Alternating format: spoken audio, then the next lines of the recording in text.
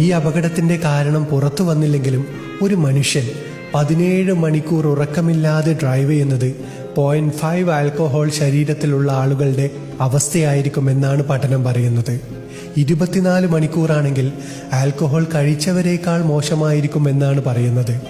100 kilometre വേഗതയിൽ പോകുന്ന വണ്ടിയിൽ 2 to 5 സെക്കൻഡ്സ് മൈക്രോ സ്ലീപ്പ് ആയിപ്പോയാൽ ആ വണ്ടി നമ്മൾ ബ്ലൈൻഡായ അവസ്ഥയിൽ 150 മീറ്ററോളം യാത്ര ചെയ്യുമെന്നാണ്.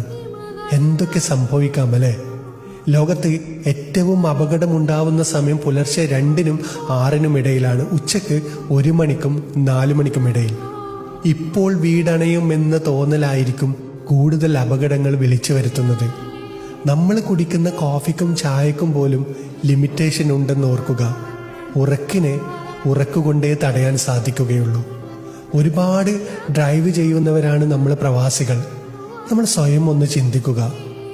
ആ മാതാപിതാക്കളുടെ ദുഃഖത്തിൽ നമ്മൾ ഓരോരുത്തരും പങ്കുചേരുന്നു. നമ്മുടെ ആരുമല്ലായിരിക്കാം, പക്ഷേ ഈ വാർത്ത ഒരുപാട് കരയിക്കുന്നു.